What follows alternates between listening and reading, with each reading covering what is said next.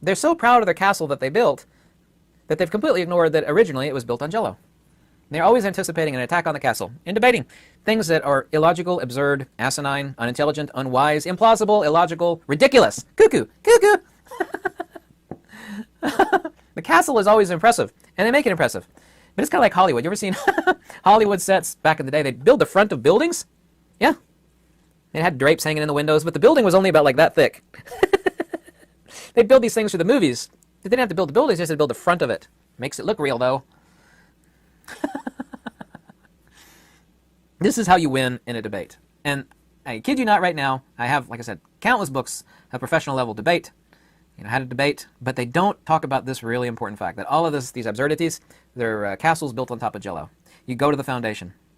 There's a movie about this, too, and I love the movie. It's about, it's called The Imitation Game, about breaking the World War II German Enigma encryption box. You don't crack the code. They're sitting here talking about cracking the code, but the code has changed every day. You should see the movie. It's a great movie.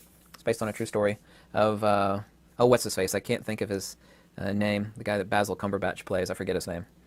Cracking the code. And it's like, you can't crack the code because they change the code every day, at the end of every day. And it has like a bazillion, quadrillion combinations that it could possibly... You can't crack the code.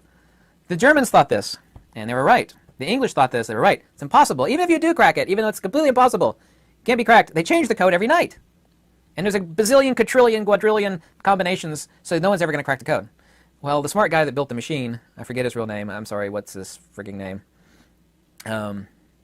Anyway, the intelligent guy, he built the machine that was not about cracking the code, it was about cracking the machine. He built another machine, an electronic machine that apparently cost 200,000 pounds or something back in the day, which today would be several million, whatever.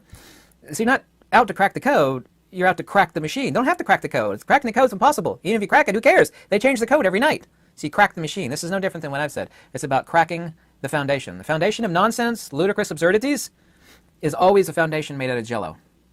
You look at the code. See, unintelligent people look at the code. In the case of that movie, it's called Imitation Game. It's like, you can't crack the code. It's impossible. It's impenetrable. True, but we can crack the machine, and that's way better than cracking the code. Smart one. See, that is thinking smarter. Not working harder.